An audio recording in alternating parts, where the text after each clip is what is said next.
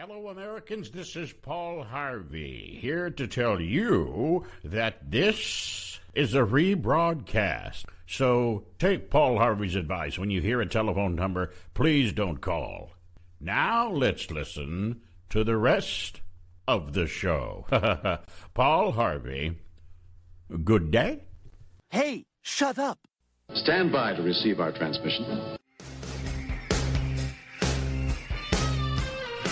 Okay, I have no earthly idea or unearthly idea how I'm going to get to all that I've got to do today for 2 hours up until noon, because I've got such a stack of stuff here to go through. Fun stuff to cover. I've got a guest coming on. I got all of us we've got subjects to talk about, new movies coming out, new stories coming up, flashing the audience. I got too much, so I don't know how I'm going to get it all in. So if I don't get it all in, I will take it and put it up on Facebook and Twitter, where you can read it in case I don't get to it. I'll just make that promise right now. It's BK on the air. Hello, everybody. How are you doing out there? It's been a week since I've been on. It doesn't feel like it. Feels like about 10 weeks. Time goes by so... One thing I can add, if you're going to pick the problem in radio, having more stuff than not enough is the better way to go. My dad always said that. He goes, no matter what you do, make sure you've got, especially if you got, if you go out somewhere and you think it's going to be cool, take a jacket with you. He goes, if you got more than what you need, then you'll have it if you need it. And if you don't have it, you'll be sorry. You'll be sorry. I said, well, yeah, I guess that's right, Dad. Much like listening to this. No, and my dad... Sorry. Yeah. No, you're not.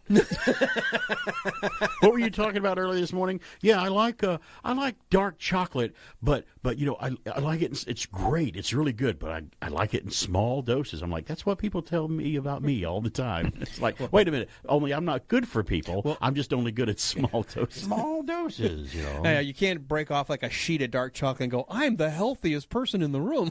That doesn't work that way. Hey, people say that you shouldn't diet and diets don't work. I've started many diets before. They're great. Yeah. The problem with the diets when people go, I lost 50 pounds, and then you find 60 of them back. Or if you lose 10, you look behind you like, oh, there they are. Well, that's where they went. Just right back there for some people. Just redistribution. Hey, I've got friends that gain weight in different places. I mean, they say, and this is a generalization, I know that, but women goes, oh, it goes right to our hips. Mm-hmm. Well, it doesn't go to my hips. For me, it goes right to the belly and right to my face. As I've told you, my youngest daughter goes, jowls. 5 months along, are we? How's the baby doing? I'm like, stop it. It goes right to our what's called beer gut. That's what we get. It must be a baby because you don't see it in your legs. You don't see it in your... It's right here. And stop patting my belly. It is not a baby. I got a male friend of mine that I've been friends with, and his weight does go to his hips and his thighs and legs. I'm like, really? I'm like, wow, that's weird. That's odd because he's only kind of big there. I'm like, you gain weight different ways, right? It's kind of crazy that way. Somebody is calling me already here. Hey, let's go to the air. It's BK on the air. Hello, who's calling me already? Hello. Hello. Hey, it's Barbara. Good morning, Barbara. Hello, Barbara. Hi, Barbara, how are you? Yeah, I have a good phone. Oh, did you switch phones? I still have this echo.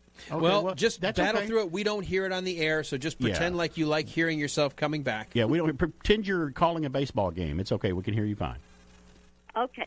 My husband had a nickname. He did? Yeah, and it was. I called him just in case. Just in case. But you made up the nickname, though, right? He didn't. I did. Yeah. If we went to the beach, he would take a small umbrella. Yeah. In case it rained. Just in case. At the beach. Mm-hmm. Well, it sometimes does at the afternoon. Yeah, that's a good idea. Well, he did that with everything. Wow, he was like a Boy Scout. He was always prepared. Mm-hmm. Always. Wow. Always. That's part of what you loved. It drove me crazy. Well, I guess maybe it wasn't. Yeah, but he always had that umbrella when it was going to rain, and you didn't get wet if you were with him, right? Well, but it never rained. Well, then you got lucky, I guess. Yeah. Hey. Wow. My dad was the same way. He was always prepared. It just drove me crazy. Part of his charm. Nobody made you. That's right. Well, as you can tell, it did. Well, good. All right. See you later. Well, take care. Bye-bye. Be careful, just in case. You can call, too, anytime today on the program. As I was telling a friend of mine, toxic masculinity is bad until something slithers or crawls across the floor. Yes. And then suddenly he's like, get over there's something crawling. And some people magnify the size of whatever's crawling across the floor, depending on, how scared they are of the thing crawling across the floor. Get in here. There's a spider that's the size of my hubcap. How big was the snake? Beetlejuice? Like what? Like the sandworm? Right. Yes. Yeah, that's fine. I see Jeff calling. Jeff, we're about to go to a break. I don't have time to take the call, but call me. I'm on until noon, so just call me back later. I will take the call because we're about to go to break here shortly. But, yeah, we have booked, guess what? We have booked our trip for Universal this year. We're going to Universal Studios. We don't go every year, but she was looking over plans on what to do because my wife's a school teacher, and she has certain breaks every year where she can only do something with a certain time frame, and I have to coincide my time off, that I can take it with her so we can do something. And she goes, we haven't been there, and you haven't been a couple years since the whole mask thing was going on, so they're not requiring that anymore. So let's let's make a trip, let's do a plan, and let's do this. And I said, well, good. I said, well, because they're redesigning a lot of things there, so a lot of new rides are going to be open by the time I get there in mid-September. The Mummy ride is being revamped and redesigned and maintained and stuff, and all the Jurassic World stuff is open now. And I got a couple of theme park stories here that I'll talk about today on the program. Someone thinks that Universal should have their own theme hotel because Disney has the Star Wars Star Cruiser resort now. They're thinking, well, Universal has their own little on-site, on-property resorts, but they don't tie into any of the themed of the park, so somebody has some ideas about one. We'll talk about that. We're going to have James Install coming up after the top of the next hour, around 11:05-ish, something like that, Eastern. He's going to review the Batman. Yes, there's a new Batman movie out again with somebody else playing Batman. We'll let him talk about it and see what he thinks about it. All of that, plus all the other zaniness right here. It's BK on the Air. After these messages, we'll be right back. A lot of you moms don't know there's a lot of good inside Kellogg's Pop-Tarts toaster pastries. There is? Sure. First of all, there are 6 Pop-Tarts inside. 6? That's good. And there's real fruit filling inside, plus a tasty pastry crust. Hey, that's good, Milton. And 6 vitamins and iron. Well, now that's very good. You see, for snacks or as part of a good breakfast, it's good to know there's a lot of good inside Kellogg's Pop-Tarts. 1, 2, 3, 4, 5, 6, 7, 8, 9, 10. 1, 2, 3, 4, 5, 6, 7, 8, 9, 10.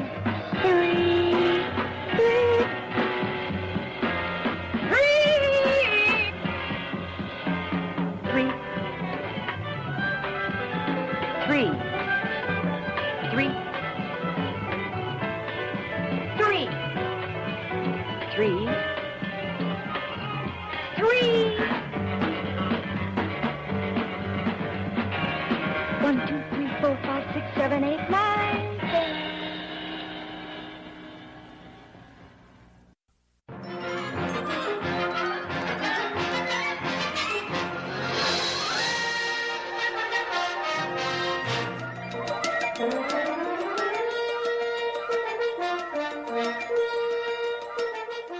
Pat McCormick of the Golden Age of TV was nice enough to invite me on his live YouTube stream that he does quite frequently on the Golden Age of TV Live on YouTube. Just search for him and you'll find it. And along with a good friend of his and now a good friend of mine who made a new nostalgic retro friend named Dave Sudstrom of The Good Stuff. He does his own video stream, videos about retro television and things of yesteryear and nostalgia and whatnot. And we're all kind of 3 peas in a pod, as Pat McCormick said while he was on the air. And I'm just going to let a little snippet of it play. Our subject this past Wednesday night was Star Trek, the original series. And it's something that's near and dear to my heart growing up. And I'm still a big Star Trek fan, especially of the old classic crew. William Shatner, Leonard Nimoy, DeForest Kelley, and the lot, those characters. And this is just a little bit of what we had Wednesday night when all 3 of us were live in front of probably thousands of people logged on because they get a lot of numbers on their videos when they do numbers, talking about Star Trek. I know there's a lot of you in the chat room right now. It's great that, Dave, you brought all your followers here because I have a few too, but most of them, we share. And Barry, I want them to know, I want everybody that's watching to know how great BK on the Air is. It's Saturday mornings, 7 a.m., and it's just, what's the word when it's just perfect every time? Is there a word for that? A fluke. Yeah, but I was going to say, No. but enough about your co-host. Enough about Alan Sanders. Yeah, that's right. Here's the deal. One thing that I've got to say about BK on the air, which is I rarely catch him live. And I know that's probably your preferred medium, Barry, but what I love is the fact that you repackage that thing. Right. It becomes bionic, and it goes out in podcast form. And, oh, my goodness, you take those live radio broadcasts and make them something really special. You know, I'm a guy that loves the old-timey commercials, and you've got Queen in there interspersed between your news flashes doing the whole flash thing. It's just great. So folks, don't think that if you miss him on Saturday mornings, you can't catch BK on the air. Exactly. Yeah, I appreciate it. I mean, all three of us together, we do things a little differently, but all three of us get the end result about what we're passionate about and talking about. That's what links all of us guys together, and I'm very happy and honored to call you guys my nostalgic retro buddies. This is the way it is. And isn't this crazy? I mean, I think of it as crazy. I shouldn't, that we've never met in person. And yet we've known each other for years. And I mean, thank you, Internet. But I can't wait to bear hug these guys, actually. I'll be honest. It's going to happen. And I think something about pie and coffee will be included. Oh, yeah. Barry's told me many a time. Probably more than one piece of pie. Yeah, probably 2 or 3 in my case. Oh, we had a great time talking about Star Trek there. I almost forgot we were doing a show. I was so enjoying listening to that. I was like, this is a cool show we're listening to. That was just like 12 minutes into it after the intro and whatnot. We went for about, he wanted to keep it around 40, 45 minutes. That's his target time to go for. We wound up going for almost an hour, but it clicked, and it was going very well. And I think it was a good time had by all. Applaud Pat moving in this direction, taking his fantastic knowledge and nostalgia and golden age of TV, and then taking it into more of a long-form talk show, taking it to a live, sort of like a sit-down around the couch, just chatting about the things you love, and you being the special guest. Awesome. Fantastic. Dave Sudstrom is his influence on that, because Sudstrom has been doing that for a long time, and that's his main thing that he does. And Pat has appeared on his video shows on his videos, his streaming shows on YouTube. Look for him, Dave Sudstrom, The Good Stuff. You'll find him over there. It'll come up if you put that in as a search. And Pat started doing it, and it's tailor made for that kind of platform. And they have so many followers, and I loved being able to meet new people and subscribe to new folks, and got some new subscriptions myself on YouTube. So it's always what do we talk about? The whole podcast community is always a pat each other on the back, kind of a help you type community. And I think it's great that they do that. There's no now some of them might be the cutthroat, screw you, I don't care about you, I just want my stuff or whatnot. I don't know if those people are going to last very long, or they're too big to fail or whatever. But it's normally a nice community which everyone wants everyone to do well. Not being tied to, let's say, a network or a station that's all about the cume and competition. Listening. It's very much about we can all grow our own audiences by working together. And I like that. I've always liked that. It has been one of the most eye-opening things about the difference. People ask all the time, well, what's the difference between a radio show and a podcast? Well, we love radio. You and I have said forever. Right. The medium of radio, and then we both still look at it as being a privilege to be on the air. And I will never lose what that means, the respect to be trusted by an audience to listen in. But then the podcast world, you can still talk to an audience, but there's something different about not having that competition that a radio station has. We never got that whole humdrum schlep rock attitude that someone may have been at a radio station and they're like, oh, I got to go into the radio station today. It's a grind, and I got to be on the air and talk to people. I'm like, wow, if you hate it that much, find something else. I'll do it. Right. Because it is. It's a fun thing to do, and I've loved it since the first time I ever did it back right out of high school. I've loved every set, even at places that weren't maybe that great to be. My show, though, I made fun. I looked forward to doing my show no matter where I was. Right. You know, there's always going to be days there are people around you. You're just like, oh, but when I'm on the air, it's magic for that amount of time. Remember, people have gotten rid of it. They got mad at us. And rid of us, too, because of our upbeat attitude. Because that's you and I. We try to have that about everything. We always look at we're glass half full people, not half empty. I mean, if we're going to make a choice. Why not? I'd rather it be half full. Well, my dad actually presented that to me once. He goes, "If you got a glass of water," Dad did this to me all the time. You know about the tire life tread lessons. And all this stuff. Yeah, he always did this to me. And I'm like, is he testing me? Is my dad really a Jedi master from the South, like a Southern version of a Jedi master trying to train me? Is this kung fu or whatever? I don't know. He's like, now when you look at a glass, and it's got a half a glass of water in it, is it half full or is it half empty? I said, well, I don't know, Dad. I guess it could be both. He goes, yeah, well, it's how you look at it. But here's how you tell if it's half full or half empty. Well, there's only really one way you can tell. If the glass is there and the water's being poured in at the time and it gets to half, then it's half full. It's going up. If your water's there, if it's half a glass and it's being poured out, then it is half empty because it's going out of the glass. That's the way that it was explained to me. I'm like, yeah, okay, that's true if you're technically looking at it that way. So there you go. Yeah. He still doesn't know where tire tread goes on a tire. All that tire tread wears off, but shouldn't there be like thousands of pounds of dust on the road of just left behind tire tread?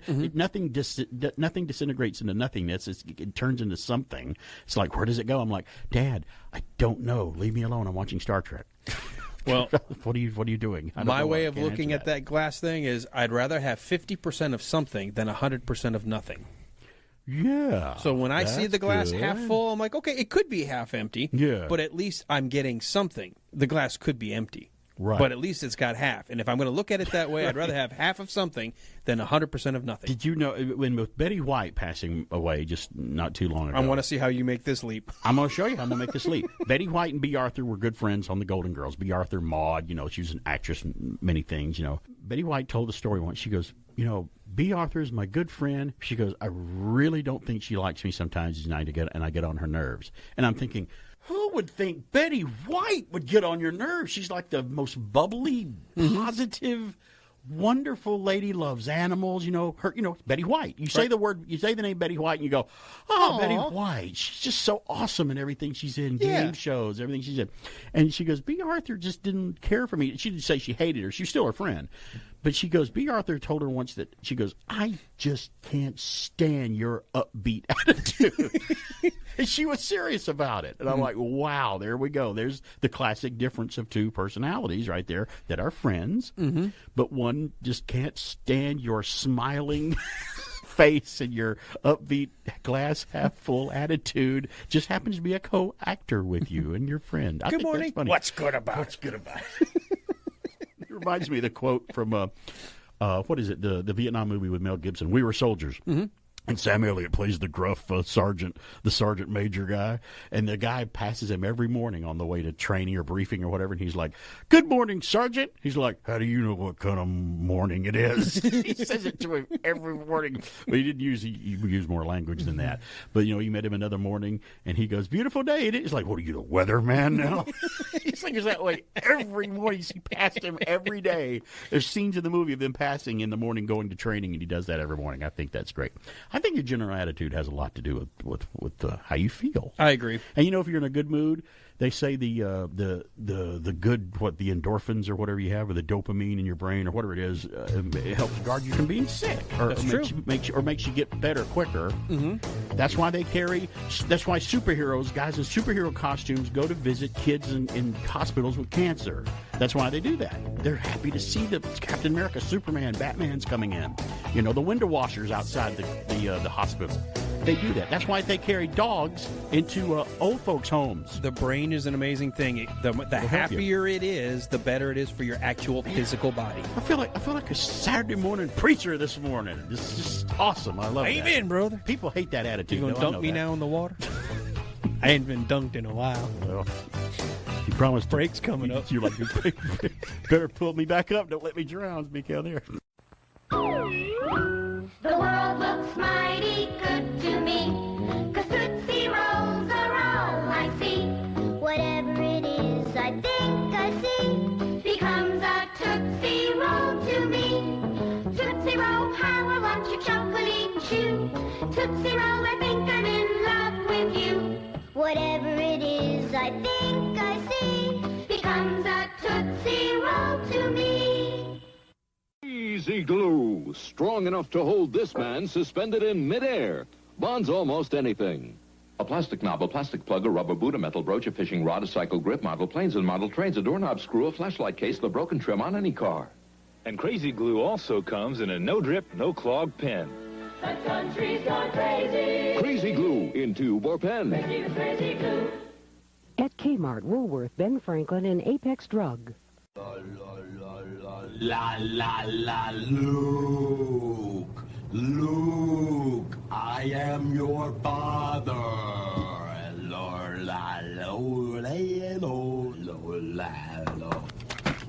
Aw, I've interrupted happy time. That was from Star Wars. I know.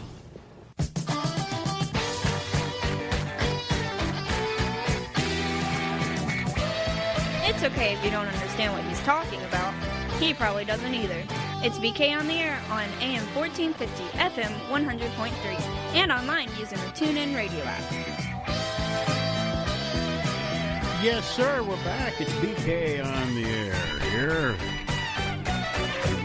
Because I have no idea how I'm going to get to all the stuff that I have to get to up until noon today, but we'll try to squeeze it in somehow. Did you know that I saw a candle on a commercial or something on a website? Somebody forwarded it to me. It's called the Rekindle candle. Have you ever heard of that? No.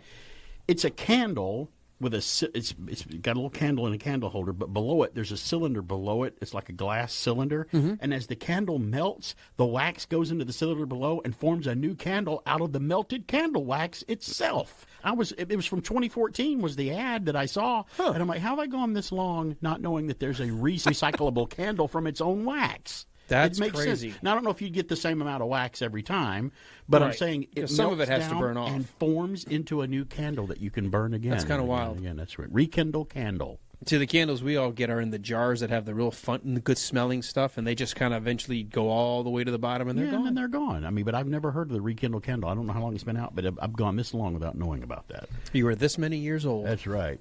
All right. 56. Well, my birthday. At least was you got last it month. right. Yeah, I got it right.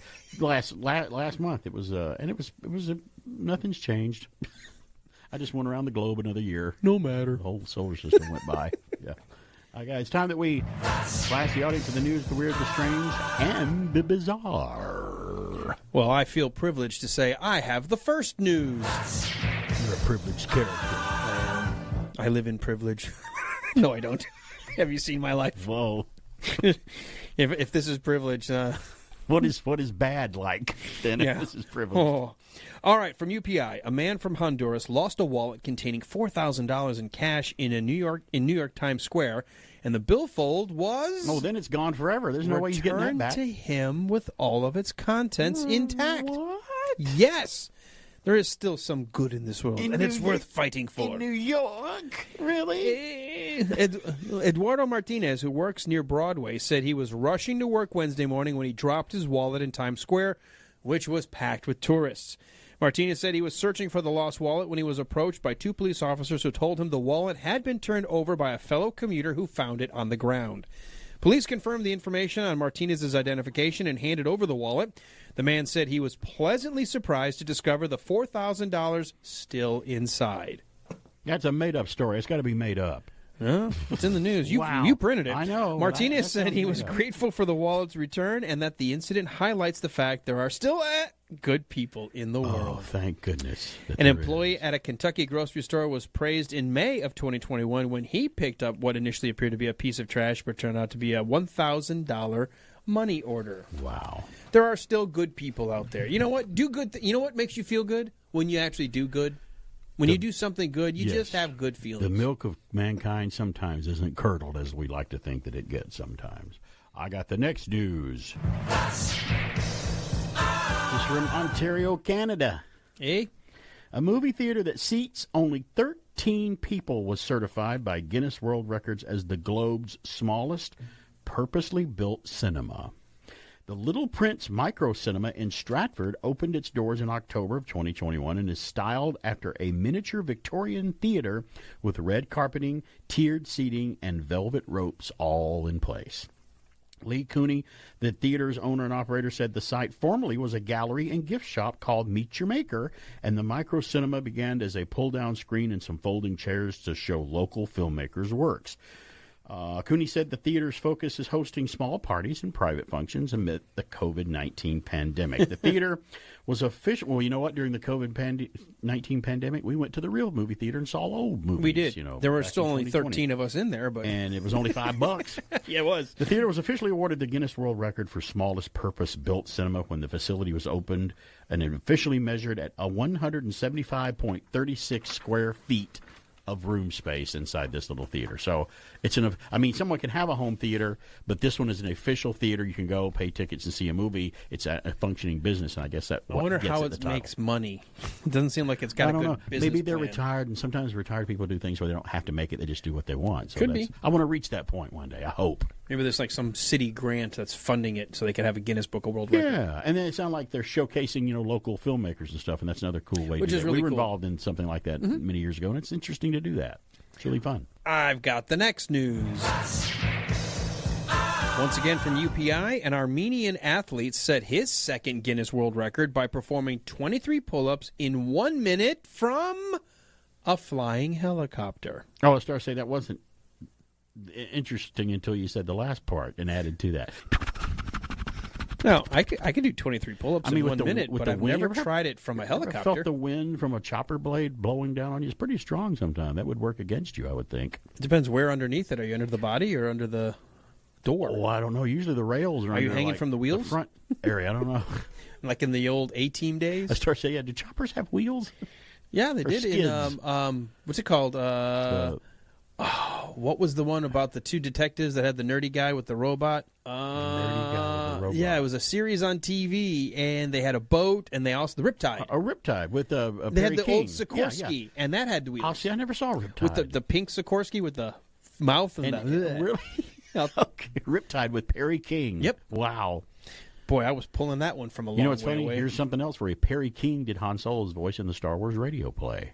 There's another little factoid for you from Perry King. Perry King. And he's not related to me that I know of. I don't know. This bit of trivia brought to you by BK, who with shares Perry the same King. last name as Perry King. But is not related. It rhymes with. I think I'm going to try to say his name. So Guinness World Records shared a video showing Roman Sahadian performing pull-ups from one of the helicopter's skids as it hovered several feet off the ground. Sahadian previously set the Guinness World Record for most consecutive gymnastic high bar giants in 2011 when he completed 1,001 of the spinning maneuvers. Wow. It had to be more challenging than just do it, on a bar. So it's basically the skid then of the helicopter that he was doing pull-ups. 23 of them while the helicopter was hovering. Wow. See, that's kind of cool. I'd like to try that. I wouldn't. I don't know if I can do it in 23. I got to work up to my 23. I'll watch you do it. I could maybe do 10. It's like Mrs. BK wants to go scuba diving again, get back into scuba diving, and jump, and get in with sharks and stuff. I'm like, absolutely. I'm like, well, that's cool. I'll sit on the boat, eat a burger, and watch you do it. That's fine. I'll be with you in spirit. I want to do a great white shark dive. Did you know she did a dive once, and she looked below her, and several feet below her, she could make out forms moving under her, and she goes, "Oh, that's a school of hammerhead sharks just swimming by way below me down there." And I'm like, "Okay, if they're not frenzying, you're okay." Yeah, but still, be careful. Still like a cage. It would be nice just to be. I'd like to be on deck. I don't want to swim in their environment where I'm the food. I could be the food from you. Oh, I got the next news. Got distracted there by the sharks. A Southern California doctor broke a Guinness World Record, another one, by assembling a 3D printed sculpture of a human measuring 19 feet and 10 inches tall. That's a big human. Hey, forget about making a 3D limb or a prosthetic leg or 3D leg. He did a whole human being in 3D print. Dr. Vincent Eugene Allen of Gardenia said he made his first 3D printed sculpture of a doctor to adorn a Los Angeles billboard advertising his urgent care centers. It was for an advertisement. Allen said people suggested to him that the statue could be a Guinness World Record, but when he researched the record for the largest 3D printed sculpture of a human, he found it wasn't quite large enough. Allen decided to create a second, larger figure that he dubbed the Statue of Inspiration. The 3D figure of a doctor stands at 19 feet and 10 inches tall. He said it took 12 weeks for a team of 9 people to print the pieces of the statue and assemble them. Allen's sculpture took the record from a British man named James Bruton, who assembled a 3D printed sculpture of a person in 2017 that stood 11 feet and 10 inches tall. Wow. So that's pretty huge. Did you see them build the 3D printed house? I've seen the It's a videos on smaller that, one, on but how I'm it like, works. wow. Using concrete and pouring it, and kind of goes around and continues to build the walls and everything. It's amazing. Talking about science fiction and science facts, Star Trek used to have a replicator. That's basically what our 3D printers kind of are We're now. getting there. So there you are. We're getting. I need a part. Print it. What? I still Print it? I still want a flying car that doesn't cost me an arm and a leg. It's BK on there. And now these messages. Pull up a chair, America, because it's time to welcome those guys from Riptide. The creators of the A-Team are crashing through with another hit, guaranteed to make a splash. When do we get to say I love it when a plan comes together? So get in gear after the A-Team for Riptide. Be there! Tuesday. Give me a mountain and nothing to do. Give me the sunshine, give me a dew. Give me something simple and true. All I need is sunshine and smooth, refreshing mountain dew. Yeah, give me a river, give me a dew. Give me my good friends, give me a dew. Give me the sunshine, give me a dew. This portion of the show is being brought to you by Whatever We Have in Stock Are Us, your one-stop place to shop for whatever we happen to have lying around at the time. Hey, we're back. It's BK on the air here on AM 1450 and 100.3 FM WBHF. You know, we like to talk about movies and television shows and nostalgia and retro stuff and goofy stuff that I happen to be thinking of at the time and all that things. And we also like to squeeze in when we hear about a sequel that might be being made or being worked on, or they're being announced that they're going to do a sequel to something, to a movie that we like. Well, they are working, I found out officially, on a sequel right here. No, we just want to get some people out of our house. I understand. Well, look, in order to do that, I'm really going to have to get to know you guys. You know, we got to get closer, move in with you for a while, get to be real pals. You know what I'm saying? Save that guy for later. My wife and I would like to ask you a couple of questions. Sure. Go ahead, shoot. Well, for instance, what are your qualifications? Well, I attended Juilliard. I'm a graduate of the Harvard Business School. I travel quite extensively. I lived through the Black Plague, and I had a pretty good time during that. I've seen The Exorcist about 167 times, and it keeps getting funnier every single time I see it. Not to mention the fact that you're talking to a dead guy. Now, what do you think? You think I'm qualified? That's Michael Keaton as Beetlejuice. You know the thing I still love about that movie? To find out all these years later that Tim Burton was like, wrote in the script, Beetlejuice rants for a moment. In this part of the script. And Michael Keaton was like, well, what am I going to say? He goes, whatever you think you should say. A lot of the stuff Michael Keaton just came up with. Working with him and Tim Burton working together. Wouldn't it be nice to reach that level of actor where you can just be trusted? Hey, we want you to ad lib here. Can you just do it? And we'll roll the camera. I mean, I'm sure they did Robin Williams that way. Yeah. A lot of people, you know. Well, even with Robin Williams, like, I know you wrote it that way, but I'm going to try something different. It's like you can't stop Robin.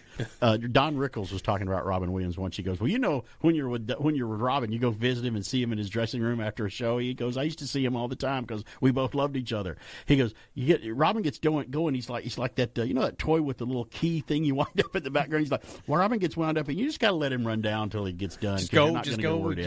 Which is great, and that's great they liked each other. Well, I got this story here from Alex Mitchell at the New York Post, of all places. So it's got to be, and several other locations are reporting this. Beetlejuice sequel in the works from Warner Brothers and Brad Pitt's Plan B Studios is actually putting this together. The cult classic 1988 comedy Beetlejuice, you know, it stars Michael Keaton. You just heard him.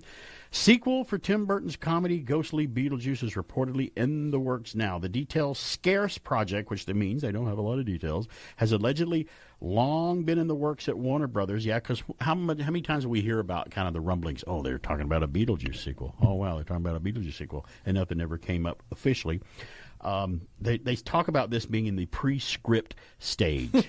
Beetlejuice. Prescript. Yeah, prescript. Means we just got together and talked about it. Isn't that what it always is? Movies. Did you know when they you get and I ready? are in the prescript stage of our Buck Rogers crossover with with Battlestar Galactica? We're putting it together at any time now. We'll let them know. Well, we're in the prescript stages of it. Prescript stage. We're in the pre-contract, pre-getting paid, pre-actually who cares. We need to find out who to submit that to and see if we can't get a little credit for that. That'd be nice if they were to just do that. Well, you know, Beetlejuice starred Michael Keaton in the role of the ghoul who had several misadventures with a recently deceased couple, played, as you heard, by Gina Davis and Alec Baldwin. Grossed $73 million worldwide in its opening year, according to Box Office Mojo, and fittingly took home an Oscar for Best Makeup and Hairstyling in 1989. I either had forgotten about that or didn't know that. I didn't know that Oscar. Think about all the practical effects in that movie. All the dead people waiting in all practical. Yeah, you're right. Waiting or stop motion, but the makeup effects. Every bit of like when you're waiting in the waiting room to be serviced. And he's got his number, like 10 million and 20 is his number. What I loved, if you remember, like the little lines that you forget. At one point they say, well, if you end up being killed in some horrific way, you end up working in the Department of Human Services. Yeah. And everybody that's working in Department of Human... Oh, if you kill yourself. Right, suicide. And so like the guy that pushed himself in front of a bus, he's like hanging on a rack because he's floating around, carrying papers and stuff. The woman who's checking him in, she's got a slit throat. Right, she smokes through herself, her... I mean... yeah. And But so funny, like they still all working. have government jobs in hell or wherever in the afterlife. It's it's such a funny. And the old lady that's in there, that's his caseworker, she's smoking, and the smoke comes out of the hole in her neck. Right. It's like it's terrible. God, Just it's terrible. Horrible. Here's what cracks me up though every time I'm watching Beetlejuice. All of it's funny. I mean, it's a funny movie, but he's sitting there on the couch waiting his turn or whatever, and there's a guy sitting beside him who I guess the natives had shrunk his head. Yeah. He's like a hunter, and he's just got this shrunken head with these big eyes, and it's just staring around with his. And it's got like that little He can't shake. say Like, anything. It's just funny though. it's hysterical. It's like he's like, what is he? Well, gonna then you do? find out that the voodoo guy is on the other side of him. He sprinkles it on Beetlejuice's head. Hey, what are you doing? Stop it! You're messing up my hair. Hey, this might be a good look for me. Right. It's great. Michael Keaton is, again, one of those people, actors or whatever, that I always thought it would be nice just to meet. He just seems like an everyday guy or whatever and stuff. An everyday Joe, just a regular guy. He's one of those guys. I know we're on a segue, but he can do. No, we're still talking about Beetlejuice. It's okay. Funny. He can do kind of everyman. He can do drama, but he can do menacing. And every time he's believable. He can, and that's a trait of a great actor. I mean, he is. You can call him what you will. Oh, he's just Batman and Mr. Mom. No, he's not. No. I mean, the fact that he could do Batman, Mr. Mom, and Clean and Sober, and whatever else drama or what was Pacific Heights, where he plays the guy renting the plays a bit of a psycho, renting the condo from was it Matthew Modine? Yeah, it's like he was evil in that. There was a movie he did called The Merry Gentleman, where he plays an assassin. That actually has, I think and I can't remember the exact story, but he falls for this girl who plays she's a Scottish actress. Her name escapes me. She plays the girl from Harry Potter. Yeah. Plays the girl that's in the painting from Harry Potter that knows where the Horcrux is or whatever, and Harry's trying to talk to her. She's a great Scottish actress, very, very prominent, very popular.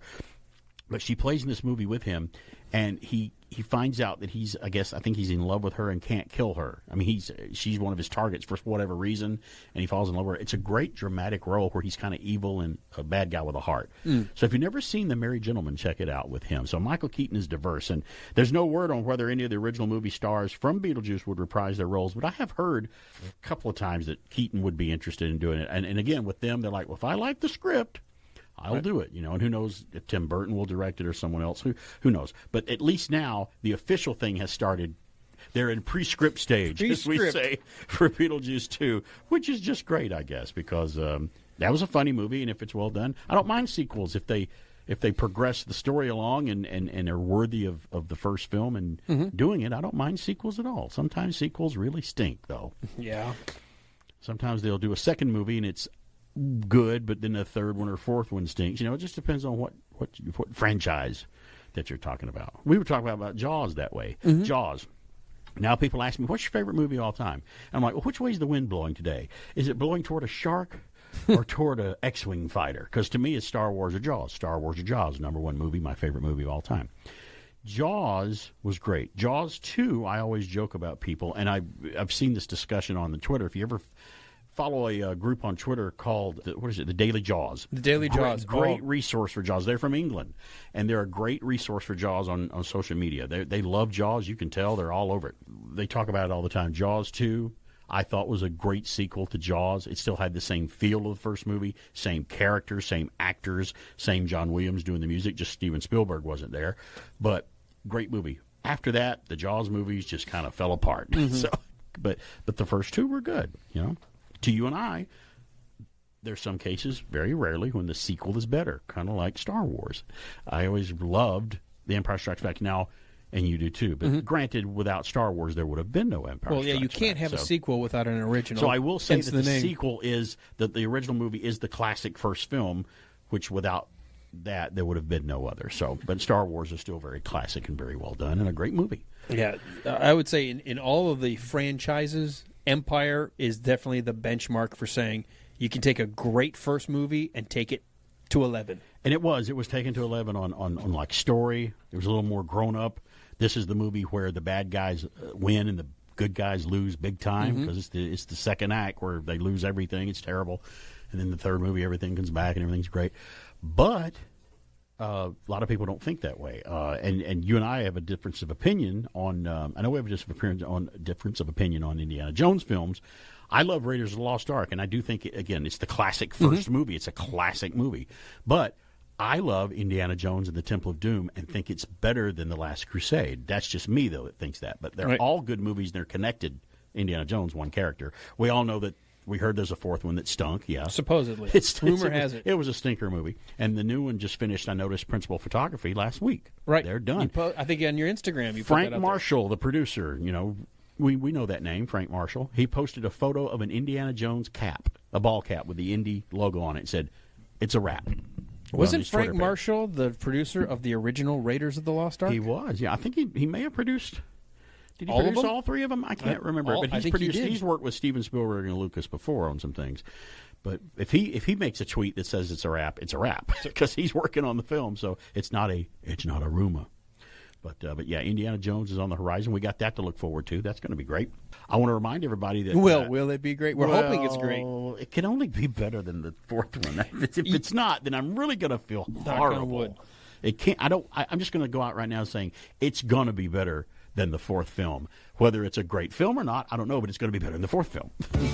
Like if they made another, I'm thinking, if they make another Jaws movie after Jaws 3D, it's got to be better than Jaws 3D. Well, it kind of was, but by a hair length better. It just wasn't in 3D, and it wasn't hokey. I know what you said about Temple of Doom, but there's a big school of thought that says all of the even-numbered movies so far for the franchise were good. It felt like we did 1. Then we did 2. Then we did 3 to apologize for 2. Then we did 4. Now we're going to do 5 to apologize for 4.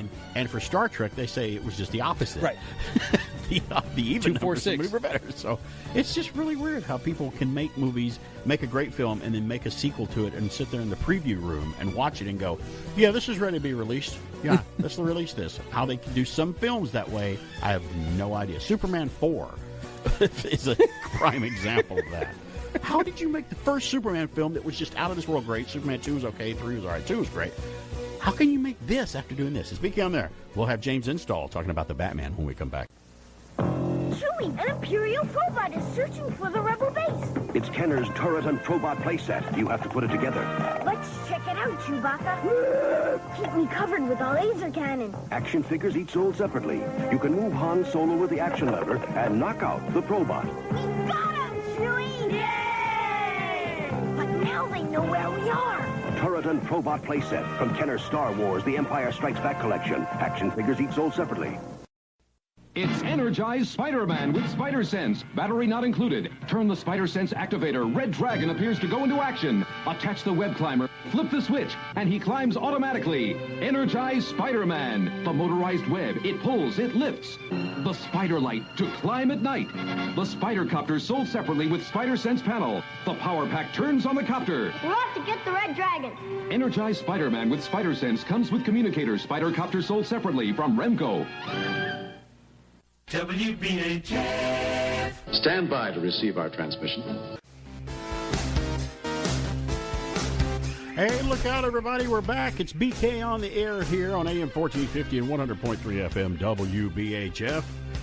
Unless you've been living in a cave somewhere with bats, you may or may not know that there's a new Batman movie in the theaters right now. It's called simply, they had to reach for the title of this one. It's just called, put the word "the" in front of it, and it's The Batman. Mm-hmm. We had one in '89 called Batman, and Batman Forever, Batman and Robin, Batman. That whole Dark franchise. Knight, Batman. Well, Batman Begins. Batman Begins. It was released Thursday, and I think it's already grossed about $21.7 million so far, according to Variety, in its opening. But we wanted to grab somebody that has seen it already. Alan and I have not seen it yet. I may see it this weekend. I'll go into more depth of where I'm going to watch it, maybe, but it may hinge on what James thinks about it. James Install from Geek to Me Radio in St. Louis. He's my radio talk show pen pal who talks about radio, geek and movies and entertainment and stuff, kind of like we do on Sundays. And he'll tell you before he ends his appearance today on where you can hear and find him. Hey, James. How's it going? Good to hear from you. Always can trust you to come on and review a movie that you've seen long before we have. There's a new Batman movie out, a new actor, a new director have taken the helm and the reins for DC's DC Universe Batman, another Batman movie. You went to see it. Fill us all in on the Batman. Yeah, so I went into this one with low expectations. I wasn't expecting a lot. It's the first Batman movie that I've seen come out for a while that I haven't been excited about. That being said, Batman's my favorite character, so I was going to go see it regardless. And it may have been that I went in with lower expectations, but it was really good. So yeah, it was. They focused on more of the detective aspect of Batman, which we've not seen in any other movie previously. That kind of hinted a little bit when Michael Keaton got the chemical formula right for Joker's agent in the first Batman movie. They showed it a little bit with Christian Bale when he had that firing test range to try to find out what kind of bullet the Joker used. So they never really got into it. This one focuses on that detective aspect, which I really enjoy. I did hear about that, and that's a good thing about it, because Bruce Wayne, Batman is one of the better detectives of all time. I guess second maybe to only Sherlock Holmes, or maybe Sherlock Holmes is second to him. I don't know which Wasn't that where he was first introduced, Detective Comics? Yeah, soon, depending on who you talk to, who the best detective is, Batman or Sherlock Holmes. It could be either one. So what are they doing differently without giving too much away? And I know you're not going to give us any spoilers. What is different about this one compared to maybe all the other maybe recent versions of the character of Batman? I feel like this one stays very true to his comic origins. Even the costume itself, if you're familiar with the Batman franchise, the outfit almost looks like a cross between his Gotham by Gaslight look and a little bit of Arkham game look from Rocksteady, if you played Arkham City or Arkham Asylum. And it was early days. This is like Batman year 1.5. He's established. He has a relationship with Jeffrey Wright's character, who's not yet commissioner. He's just Lieutenant Gordon. And you kind of see the orchestrations and kind of things laying out that will become the bigger field for him to take on in future movies. Well, I mean, Jeffrey Wright, here we go. People aren't, to remind everybody who he is, he provides the voice for The Watcher and What If for Marvel, and he's also was the current, for a little while, the Felix Leiter to Daniel Craig's James Bond. He's a great actor. So how does he fare as Gordon? Lieutenant Gordon, yeah. He was very good. It's not that he did anything wrong, but at the same time, there was nothing that made him stand out like that's the Gordon we've always wanted. It could have been another actor in the role. This was obviously focused mostly on the Batman and Catwoman dynamic, but also to a lesser degree that's mostly just Batman in this world deciding whether or not can one man make a difference in this city that's swept up in corruption. And that's another thing. You see kind of aspects of that in Nolan's trilogy, but Nolan's trilogy almost had a bit of a gloss to it while still grounded in realism. This one is dark, it's grim, it's gritty, it's like a 70s type of movie, and there's corruption everywhere. So this one really gets down into fun. Well, that was the that was the thing about the Nolan films. They did get more into how corrupt Gotham was in those films, just to show you how much he had to fight against Bruce Wayne to keep going. How does our ex-Twilight, ex-Harry Potter Robert Pattinson, how does he fare? It's easy. I've always said it's easy to play Batman. You put on the costume and you have to play him reserved and whatnot. I guess it's easier to play Batman than it is to play their alter egos. It's harder to play, Clark Kent. It's harder to play Bruce Wayne. It's harder to play Peter Parker when they're in their when they're out of their hero mode. They're in their regular guy, whoever they are, when they're not the hero. How does he do as Bruce Wayne? You're exactly right. I just did a show last Sunday covering all things Batman to kind of get people ready for the film, and that's exactly what I said. Anybody could put on the cape and cowl and play Batman. Playing Bruce Wayne's the hard part, and that's one of the reasons I don't think George Clooney gets enough credit, because he played a wonderful Bruce Wayne.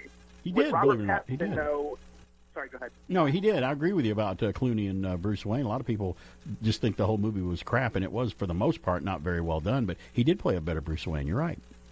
Yeah, and I think Robert Pattinson does a great Batman. This is dark and foreboding, and they've got his heavily armored type of outfit where you can hear him, like you'll see something in a shadow, and there's a couple of scenes where criminals are looking into the shadow, and you'll hear this thunk, thunk, thunk, and all of a sudden Batman kind of emerges from the shadows. It's very cool, the effects of this. His Bruce Wayne did not really fit well with me, though. It's, for lack of a better word, came off as a little emo, kind of petulant in a couple points. Wow. Which is something I'd expect from David Mazouz's character in Gotham, which he's like a 12-year-old boy, but not from someone who's supposed to be in their mid-20s. Well, we've got about a minute left. Right quick, if you had to pick your favorite James Batman, Bruce Wayne actor of all time, to give us everybody an idea where you're coming from, who's your favorite Batman so far? Overall, I'd have to go with Kevin Conroy, but live action, I'd say Michael Keaton. Michael Keaton, I'd vote for Michael Keaton. All right, we're ticking down to the end of the interview here. Tell everybody where they can find you, James, and where they can hear you where you are. Yep, if you tune in tomorrow night, 10 p.m. Eastern, 7 p.m. Pacific, we're actually going to be reviewing Batman with my guy from Marcus Theaters, and you can listen live. Go to geekmeradio.com. That's kind of the landing page. You can also follow me on youtube.com/geekmeradio or twitch.tv/geekmeradio, and you can watch the show because we have video broadcasts as well. You can see some of our guests. And we're going to have the voice of Rogue from the X-Men animated series, Lenore Zan, on here with us tomorrow as well. Well, it's always a pleasure, James, to have you on. Thanks for coming on and being accessible to come on to review movies, because I know you get to see them long before I do, so I appreciate it. Thanks for having me, as always. I appreciate it. Thanks, buddy. James Install from Geek to Me Radio up in St. Louis. He's on every Sunday. You heard when he's on. I appreciate him coming on. The Batman in theaters now. It's BK on the air. We're going to take a break, and we'll be back. We'll return after these messages. OnStar now offers voice access to internet news, stocks, and email. Riddler. Virtual advisor. Get email. Riddle me this.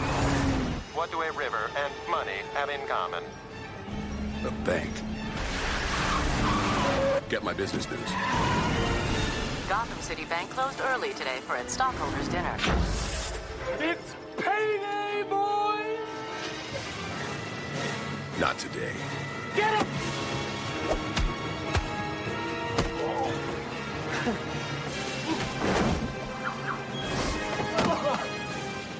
Voice-activated internet service from OnStar. One potato, two potatoes, three potatoes, four. Just one laying potato chip makes you want much more. One potato, two potatoes, three potatoes, four. But you can't eat just one leg and not one more and more. Lay's brand potato chips are so thin, so crisp, so light, nobody can eat just one. But you can't eat just one leg and not one more and more. It's okay if you don't understand what he's talking about. He probably doesn't either. It's BK on the air on AM 1450, FM 100.3, and online using the Tunein radio app. It's black and blue and dead all over.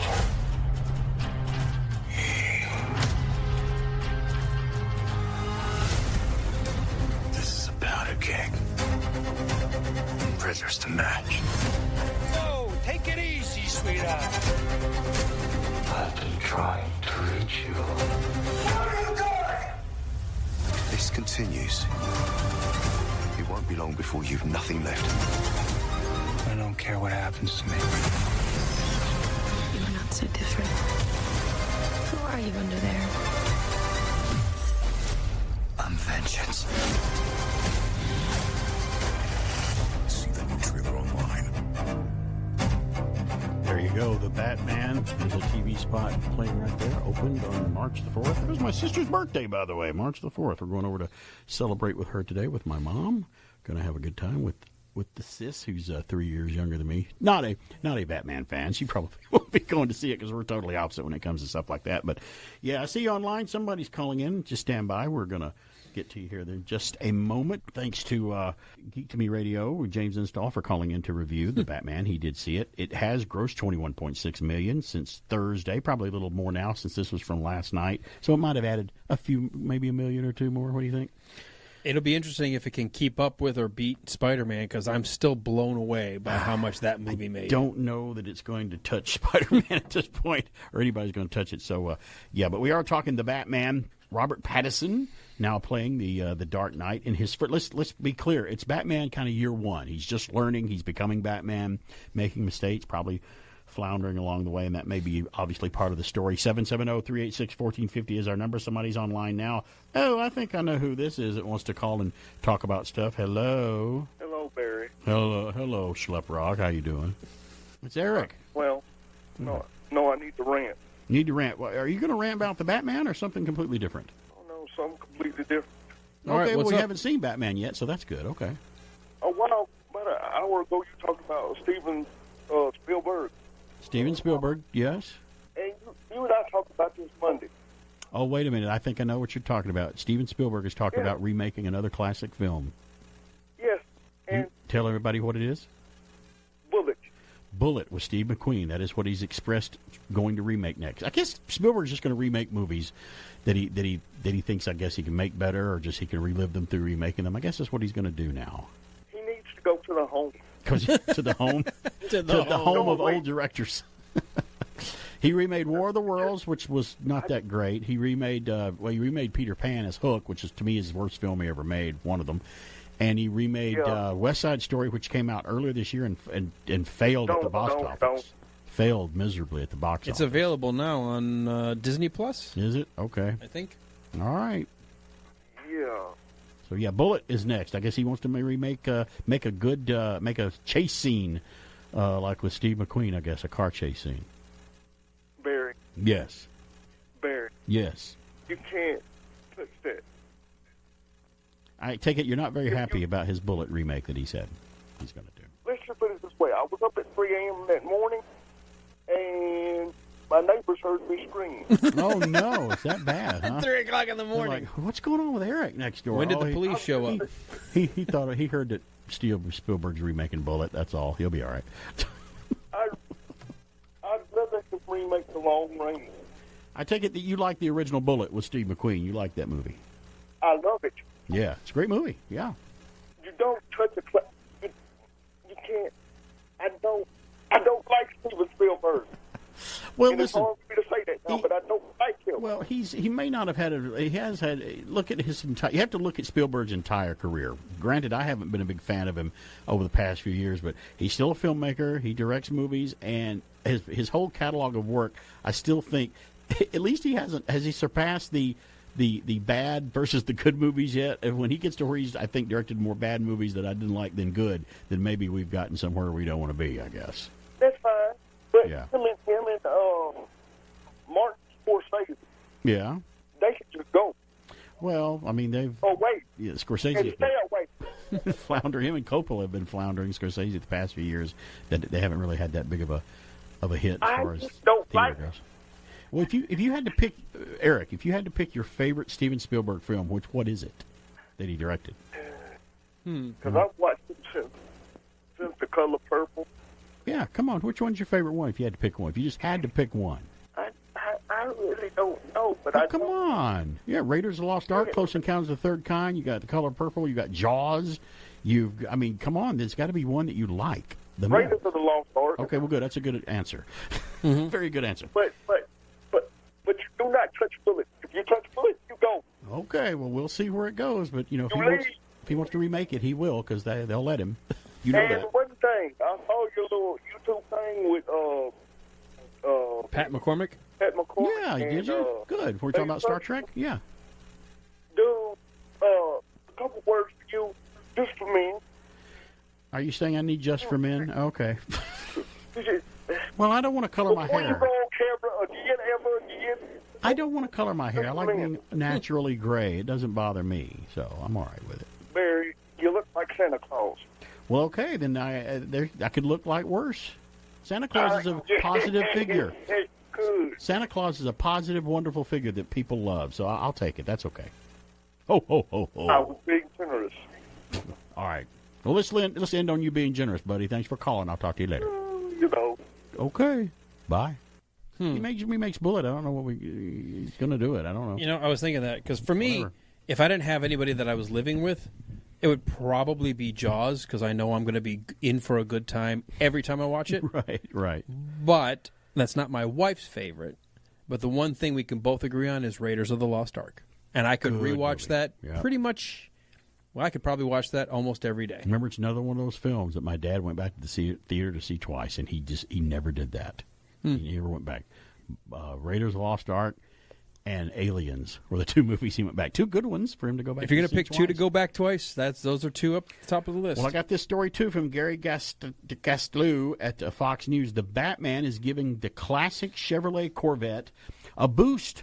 Believe it or not. And I didn't know this other car was in the film. The Batman actor Robert Pattinson may be British, but his character is an American muscle car guy. The new Batmobile in the throwback style film that we've been talking about, The Batman, has the lines of a mutated 1970 Plymouth Barracuda if you look at his new Batmobile, but the car he drives when he's not dressed in his cape and as Bruce Wayne is a pure classic. Bruce Wayne has a pristine black 1963 Chevrolet Corvette Stingray split-window coupe is what he's driving in the film, and its appearance has been boosting interest in the model. Sales of the car were up 560% on eBay Motors in the week leading up to the premiere of the film compared to last year. Wow. That's the power Remember that of a show movie. Stingray where they had the main character was in a Stingray convertible Corvette? I loved that car. Power of a movie and what it can do if somebody has something. It figures, a rich guy like Wayne would be he's an Instagram influencer. for Corvette and Chevrolet. So yeah, there you go. He was driving a Corvette as Bruce Wayne. But I do, of what I've seen, the scenes that I've seen, and you and I haven't seen it yet, but the scenes of the Batmobile that I've seen, I like the Batmobile look in this one. It looks like an early thing that he'd put together if he's just becoming Batman. He takes maybe a muscle car and welds it and puts things together and makes it very Mad Max-ish looking or whatever. But it does have that Interceptor look. Yeah, I do like that look. As much as people like the military theme and look of the Tumbler that Christian Bale had, I didn't like that one because it looked like a piece of military equipment, but I guess it would be if he was developing at Wayne Enterprises. But we can go into that. Let's go into that. And I'll ask you the same question. I think I know the answer to it because we've been talking for a long time. We've known each other for a while. If you had to pick your favorite Batman Bruce Wayne actor, would it be a split between Batman and Bruce Wayne? Someone else played someone else better, or do you have just a number one favorite actor who played Batman and Bruce Wayne both? Live action. We're going to stick to live action. Yeah, we'll stick to live action. I have to agree with James. I still think Michael Keaton's Bruce Wayne and just his approach to detectiving and trying to figure out how he can beat the bad guy has still been probably the best Bruce Wayne. We are going to agree on something. I agree with that, too. I think, of all people, Michael Keaton was the best Batman, and Bruce Wayne, he only made two movies. But yeah, I agree. I agree with you, Michael Keaton. I think there's a little, like a runner-up in my head, because I didn't like I love the Christopher Nolan Batmans. As far as stories, the spectacle, the shooting, but there's everything. Things about them we didn't like. I will say, as a runner-up to live action, I still think I prefer Val Kilmer's attempt because Val Kilmer's just a really good actor. Thank you for noticing Val Kilmer in Batman Forever. For all maybe the movie wasn't, which I thought it was still a very. I enjoyed Batman Forever more than Batman Returns with Michael Keaton. I would agree. And the Penguin and Danny DeVito. I would agree. I thought Val Kilmer's kind of character and his suave, and then trying to when he realizes the Riddler's onto him, right. I thought Val Kilmer did a very good job. He did, and he was a great Bruce Wayne, too. You're right. In terms of film, there is still no better live-action movie than the second of the Nolan Enterprises for me, which is The Dark Knight, and almost entirely because Heath Ledger did such an amazing Joker, and to have that pairing, like that's the story that I go to the most. I don't think Christian Bale was a great Batman in terms of Bruce Wayne. He was just Christian Bale. Right. But the story pulls it up higher.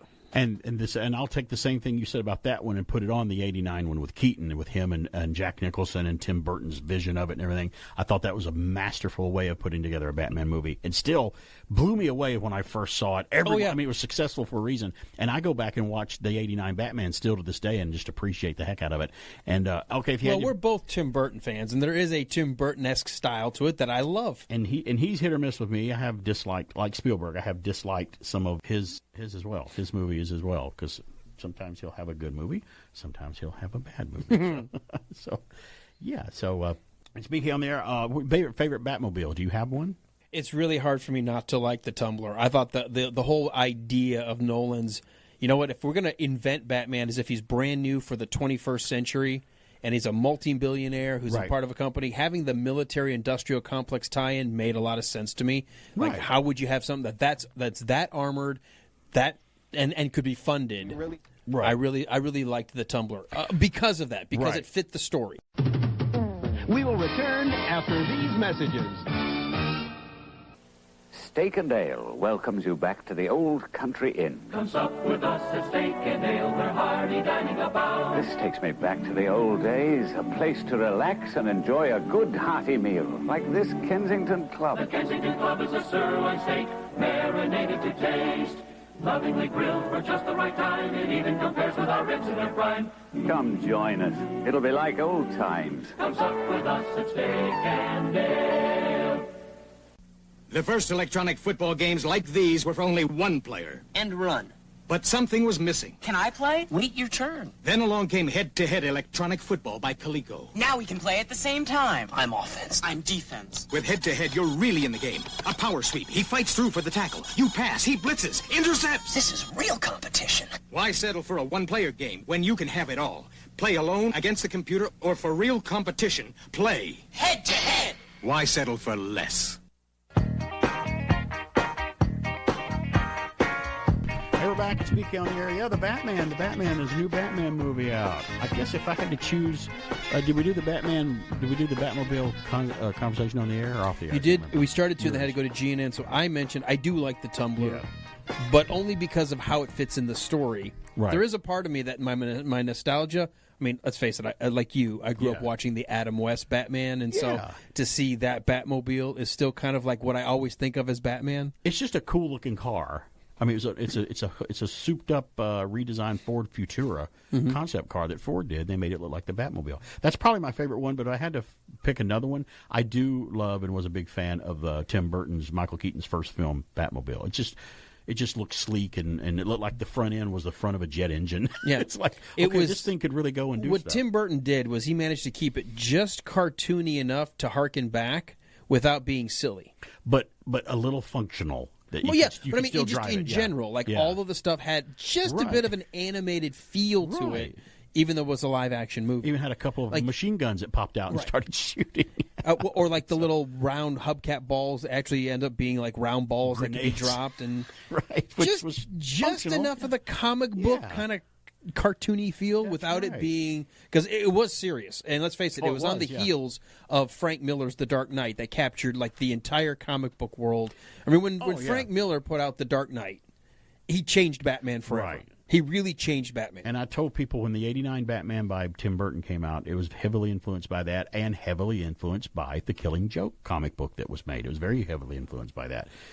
There's a part at the end. You read the Killing Joke graphic novel. At the end, where he's finally captured the Joker, and they're just they're both at their wits' end, and he's Batman, and it's raining, and the rain's falling on him. He tells him that joke about the prisoners, the two people escaping the Looney Bin.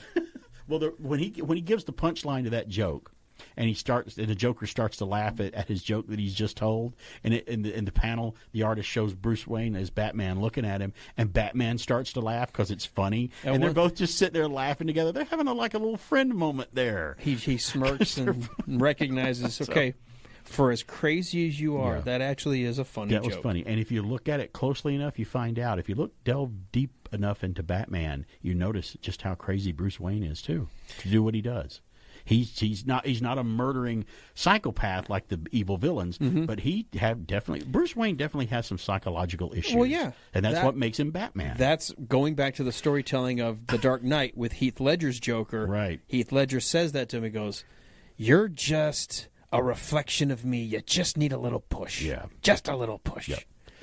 And that's the scary part, because I think Batman has to reconcile, I'm nothing like you. It's like, oh, yeah, you are. Yeah. Oh, yeah, you are. But you want to talk psychological issues, wait till, I don't know if it's going to be good or not, but we'll have to wait till the premiere of Marvel's show Moon Knight. That's coming up pretty soon. On Disney End of the month, Plus. right? Because, I think so, because that's I always thought that's Marvel's take on Batman. That's their kind of version of, okay, we're going to make a Batman, but he's going to be a different origin, but he's going to have just as many problems in his head as Batman does. Let's do a little on this day in history, since we had to push it back a little bit on this day in history. It's March the 5th. 2022, on this day in history, 1907, the first radio broadcast of a musical composition is heard on this day in history in 1907. We're a radio station. I thought that was pretty poignant. Yeah. To do that one, 1907. Believe it or not. 1956, on this day, King Kong was first televised on television on this day. The movie came out in 1933, but it didn't make it till television until 1956. They go to TV a lot quicker now, and they have since then. Since TV was rather new. Well, you first had to invent the TV. That's right. It's no problem there. We're not having one. We're going to show this. I don't know.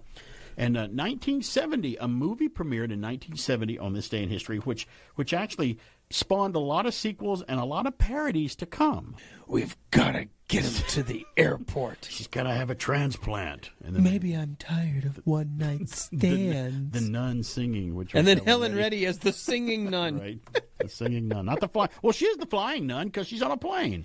That's perfect. She could be the flying nun, but too. She's not. That's someone else. It's what's her face? Sally Fields. It's just Sally Fields, the flying nun. On this day in history, March 5th, another incident happened which involved an airplane, believe it or not. 2015, on this day in history, Harrison Ford crash lands his 1942 Ryan Aeronautical ST-3KR aeroplane in California. It was on a golf course. It was on a golf course. Yeah. Sorry.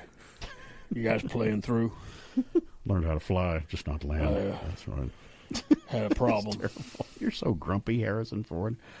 Birthdays on this day, 1908, Rex Harrison was born. English actor, My Fair Lady, Dr. Dolittle. You know, everybody remembers Rex Harrison. He died in 1990. I thought he died long before that. James B. Sicking, it's his birthday today. Does that name ring a bell to you, an actor? Yeah. He was in Hill Street Blues. He played Captain Styles in Star Trek III, The Search for Spock. He played in Doogie Howser. He was also in Outland with Sean Connery. He was in Narrow Margin with Gene Hackman about the train, trying to save Ann Archer on the train. Director Peter Hyams liked James B. Sicking. He put him in a lot of his Several movies. of his movies. Yeah, good actor, too. 1936, Dean Stockwell, actor, was born on this day in history. Werewolf of Washington, Blue Velvet, Quantum Leap, the original 1984 Dune. He was in that. He died in 2021. That's right. He died just recently. Last year. Today is the birthday of Eddie Grant, reggae performer, rocking on to Electric Avenue. Electric Avenue. And then we'll take it higher. Down to... Are you going to do Eddie Grant? Electric Avenue. Another music birthday today. He was born in 1958. One of the Gibb brothers, Andy Gibb, the youngest brother. British singer-songwriter, stage performer, and teen idol. I Just Want to Be Your Everything. God, he had such a bunch of hits. Produced and by, you could tell, by Barry Gibb and the Bee Gees. He might as well have been part of the Bee Gees, but he was a solo act. But if you heard his songs, you're like, oh, that sounds like the Bee Gees, because it is the Bee Gees. He died in 1988, and I think he died of, didn't he die of a drug overdose or something? Yeah, I think it was unfortunate for Andy. And isn't it weird that all the Gibb brothers and the Bee Gees, they're all gone. They've passed away, except for Barry, and he's the eldest brother, and he's the only one left alive. And he still tours, by the way. I think he tours with one of the Gibbs' daughters or something, and tours and does the Bee Gees songs still. Now he's just BG, I guess you can call him. Today is Jolene Blaylock's birthday. She plays T'Pol on Star Trek Enterprise. Jolene Blaylock. Love Enterprise. Great Star Trek show. And we talked about that, too, during my appearance with the Golden Age of TV and Pat McCormick, talking Star Trek, the original series, and Star Trek in general. And they were asking who your favorite Star Trek was.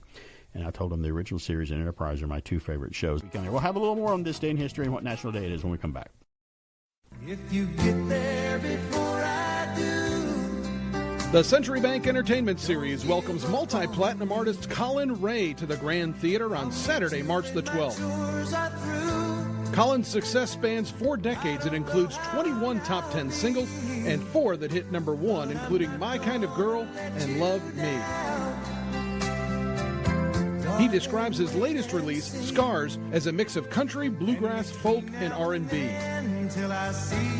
Get your tickets today online at thegrandtheater.org, by phone at 770-386-7343, or at the Grand Theater ticket office in downtown Cartersville. Orchestra level seats are $30. Balcony level seats are $25 and includes all taxes and fees.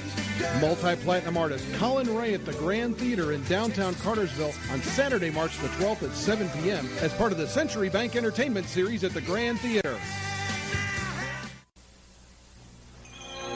Why buy just a video game from Atari or Intellivision? Invest in the wonder computer of the 1980s for under $300. The Commodore VIC-20.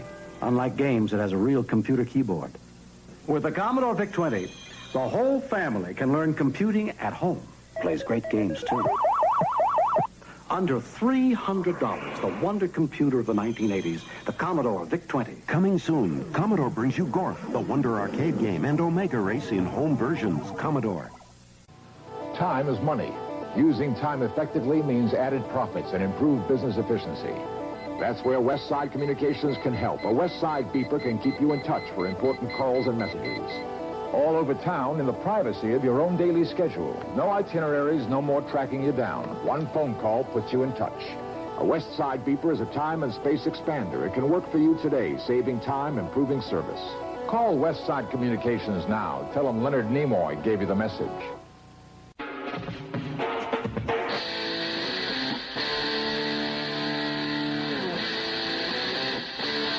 And now back to the guy who knows no limit on self-promotion. It's BK on the air. We're back. It's BK on the air. I do have one more birthday to tell you about. 1989. He was born in 1989. Jake Lloyd, American actor. Is he still an actor, though? Played Anakin Skywalker in The Phantom Menace. Has he gone on to be in anything else? I guess I don't he made know. A couple more movies. I can't remember what he was in. Born in Fort Collins, Colorado. It's always National Something Day. Every day is a national day about something. But today is very interesting ones. Today is National Multiple Personality Day. Did you know that? What do you think about that, Alan? Really? I did. Me too. All three of you? You, yes. Yourself, and you? Me, myself, and I. Me and myself. Today is National Cheese Doodle Day, which includes cheese balls from Planters, all of the cheese things, like the baked cheese snacks, cheese doodles, cheese puffs, cheese crunchies. I want my cheesy poofs. Don't put those in front of me because I will eat every one of them because they're just so good. And you know what? They're so light and there's nothing to them. How can there be so many calories in there? There's nothing to them. I mean, come on. I don't know. Today is National Absinthe. What is that drink? The green liquor? Absinthe? Absinthe. Is that how you say it? Absinthe. From Wormwood. Absinthe Day. Absinthe. Yeah. A little bit of a hallucinogenic liquor property. Didn't it make the heart grow fonder? Hello. No, it's the wrong absinthe. Sorry. Absinthe makes the heart grow fonder. And let's continue some food talk here because I got this story last week and I don't think I got to do it, but I put it on Facebook. Let's all agree. Do we like Krispy Kreme donuts? Do we like donuts in general if they're well done, well made? They are. I love. And my favorite donut is a plain glazed donut. You can make them fancy and put things in them and stuff. That's fine. But if I want one to go to, it's going to be a nice, warm, just baked Krispy Kreme, maybe glazed donut. There's that. That's although because I grew up next to a cider mill, a classic old-fashioned cider mill. They made cider donuts. They were sort of like that cake donut. Yeah. Well, I mean, yeah, they're all good. Like, I never had once one again, bad, it's so. a plain donut, but instead of having a glaze and be real light, right. It was a little heavier, but just something about that cider donut. It was just unbelievably Did it have good. like a sweet, tangy taste too? No. It's just they just call them cider donuts. Okay. It's just like a basic cake donut. I don't think I ever had one that's called cider donut. It's really well. This comes from Krispy Kreme and by Dave Quinn. I think this came from Fox News, but I can't remember where I printed it from. The chain has announced Krispy Kreme this past Monday. They're joining forces with the beloved candy bar for the first time. What candy bar do you say? Twix. the caramely, cookie, crunchy treat. They've stuffed an entire Twix bar into a Krispy Kreme donut to bake it. It's available from February 21st through March the 6th, so you got until tomorrow to get one. The Krispy Kreme donut made with Twix.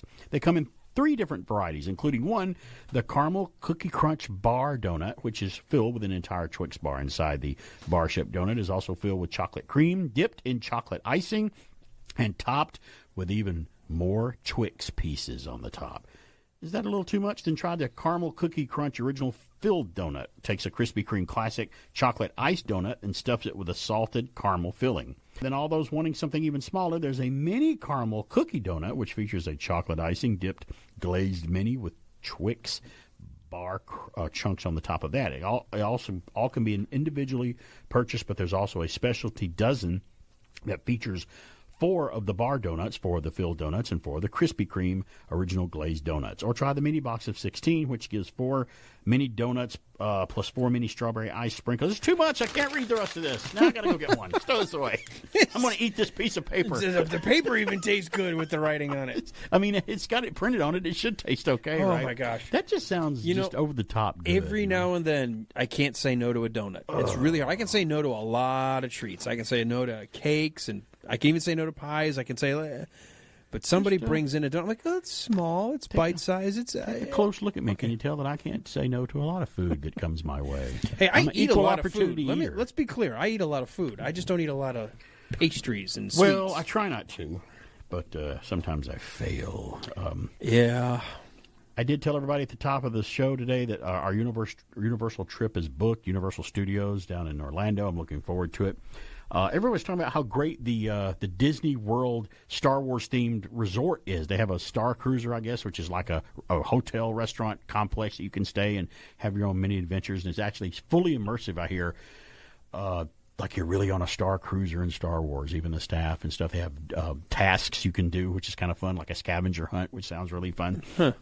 But Universal Studios doesn't have that. They have resorts that surround that's on their property. We're staying in the Portofino when we go this time. It's a place. I would be staying in the Porta Potty. It looks just like it's in Italy, which it's all is I can beautiful. afford. There's one called Cabana Bay that we've stayed in, which looks like it's right out of Mad Men. It's a resort that looks like it's from early 60s. Everything, all the decor, everything in the rooms. They even have an electric alarm clock in there from the 60s to wake you up, and it's great. It's fully immersive, too. But now that Star Wars has its own hotel, one fan has a suggestion for a themed Universal Studios hotel. This is from Cinema Blend. If this gets built, this will give you a hint. If this gets built, they'll spare no expense. After all the hype and the discussion surrounding the Star Wars Galactic Star Cruiser existence, the one-of-a-kind experience is officially open to the public for its maiden voyage. An immersive resort experience it's only a matter of time before other parks start to look at what Walt Disney World has done, and they generally do that anyway, in hopes of replicating it for themselves. That's exactly true after one fan has suggested a themed Universal Studio hotel idea. Welcome to Jurassic World. Yes, that would be kind of cool. Twitter recently saw a discussion opening up this huge question to the floor. What should the next highly immersive interaction resort experience? What should it be? The 4 options presented were natural ringers, such as Avengers Stark Tower, Hogwarts Castle from the Wizarding World of Harry Potter, the Flying Dutchman from the Pirates of the Caribbean somewhere, and Jurassic World were some of the contenders.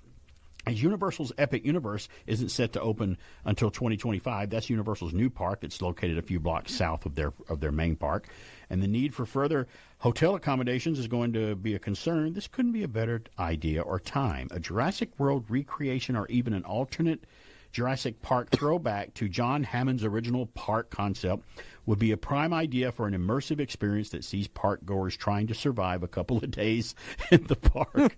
How would they do that? That sounds interesting.